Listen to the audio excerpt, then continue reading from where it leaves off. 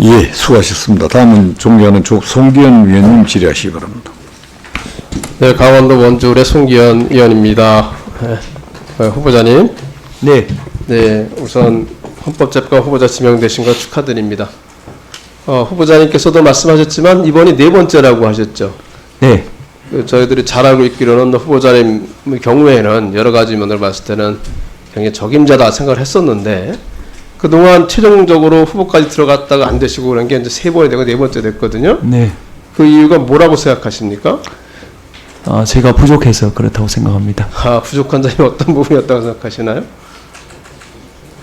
지방에 있었기 때문에 생각하시나요? 어떤가? 이유는 알 수 없습니다만, 네, 제가 네. 부족하기 때문에 그렇게 됐을 거라고 생각합니다. 제가 볼 때는 오히려 후보자님께서 우리법연구회 회장했던 것이 굉장히 큰 오히려 장애운이 되지 않았을까 저는 나름대로 그렇게 생각을 하고 있습니다.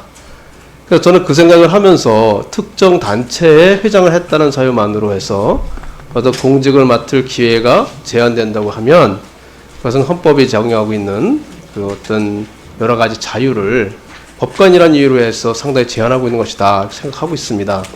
어떻게 생각하시나요? 예, 기본적으로 판사는 어떤 단체에 가입했느냐 보다 어떤 판결을 했느냐를 가지고 평가해야 된다고 생각합니다. 어떤 단체든 간에 몇 명의 구성원들이 어떤 판단을 했다고 해서 어떤 행동을 했다고 해서 일괄적으로 그 단체 자체가 똑같은 성격을 갖고 있다 이렇게 평가하는 것에 대해서는 후보자님도 문제가 있다 생각하시죠? 예, 우리법 연구회 회원들 판결을 보면 도저히 같은 단체로 볼 수 없는 판결들이 많습니다. 제가 이렇게 보니까요, 그 후보자님께서 말씀한 내용들 보면, 예를 들어 강기갑 의원 사건 무죄 판결, PD 수첩 사건 무죄 판결, 전교조 시국선언 사건 무죄 판결, 전교조 통일교육 사건 무죄 판결. 다 우리법 연구 회원이 아닙니다. 우리법 연구회 회원이 아닙니다. 판사님이 하신 건가요? 아닙니다. 그 중에 아니죠? 네.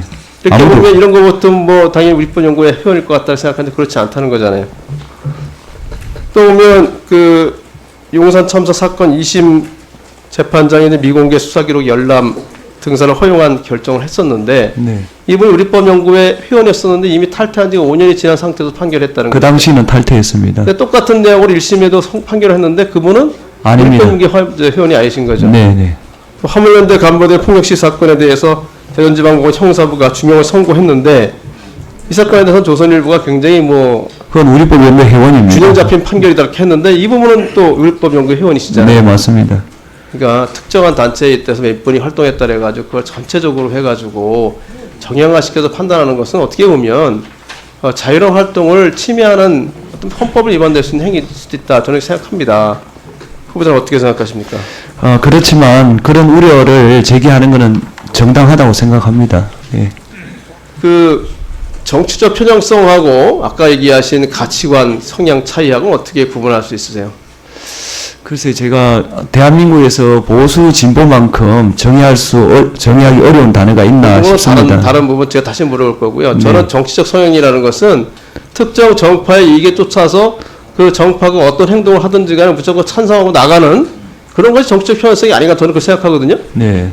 그렇지 않건데 오히려 이념이라는 부분은 가치관에 따라서 따라가는 것 같고요. 네. 또 이념이라는 것은 모든 세상을 보는 큰 틀을 갖고 있는 것을 얘기하는 것인데 우리 사회에서 이 진보 보수를 나누는 구분은 그렇게 되어 있지 않죠. 제가 예를 들어서 말씀드리면 일반적으로 민족 문제 같은 경우는 다른 나라에서는 거의 다 보수 쪽에 의제가 되는 거죠. 네, 그렇습니다. 우리는 유난히 민족 문제는 또 진보 쪽에 의제가 되고 있어요. 그죠?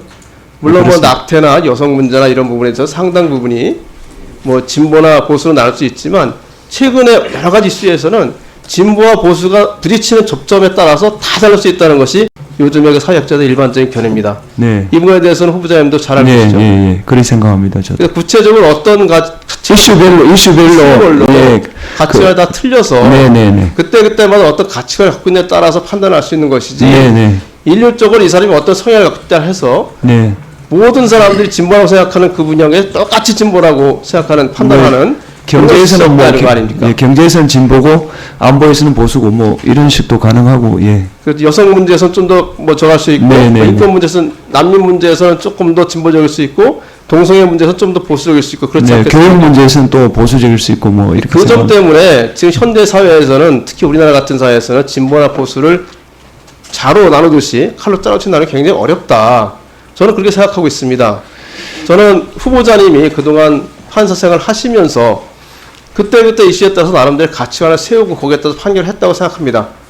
그래서 우리 후보자님께서 인사청문회를 거치고 난 다음에 헌법재판관이 되신다면 절대 고정관념이나 어떤 선입관을 갖지 않고 그때그때의 사건마다 그때그때의 가치관에 따라서 판단을 하셔가지고 결정하실 걸 생각하고 있는데 이 점에서 어떻게 생각하시나요? 예, 된다면 그렇게 하겠습니다. 예. 저는 그렇게 믿고 꼭 그렇게 되기를 또 희망하겠습니다. 한 가지 또 헌법재판관 청문회 때와 제가 말씀드리는 건데요. 지금 이제 우리 후보자님도 굉장히 뭐 일반적으로는 좀 진보적이다 이렇게 평판을 하긴 있긴 하지만 오랫동안 법관 생활만 하신 분이에요, 그죠? 네. 지금 또 한 분의 추천을 받으신 분도 마찬가지 법관 생활을 계속 해오신 분이에요. 네. 그래서 이번에 추천된 두 분이 헌법재판관이 되신다고 하면 전체적으로 9명의 헌법재판관 중에서 8명이 판사 출신입니다. 네. 이런 점에 대해서 좀 문제가 있다고 생각하지 않으시나요? 네, 문제가 좀 있을 수 있겠다 그런 생각을 해봤습니다. 근데 정작 제가 당사자이기 때문에 제가 이런 말을 하는 게 좀 어떤가 싶습니다. 저는 이 부분도 오히려 더 법원 출신이 아닌 뭐 이래서 헌법을 개정해야 될 문제이긴 하겠지만 또 법률가가 아닌 다른 사람도 헌법재판은 들어올 수 있어야 된다고 생각하고 있습니다. 장기적으로는 이런 점에서는 어떻게 생각하시나요?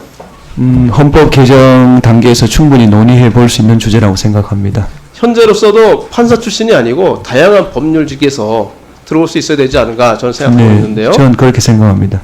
그 점에 대해서도 마찬가지로 우리 후보자님께서 헌법재판관이 되신다고 하면 헌법재판소 내에서 다양한 논의를 해주실 필요가 있다. 네. 저는 그렇게 생각을 합니다. 네. 오히려 어떻게 보면 우리 후보자님께서는 전형적인 판사다라는 생각이 들어서 법원하고의 관계에서 헌법재판소가 적절한 관계를 형성할 수 있을까라는 생각을 하고 있는데 어떻게 생각하십니까?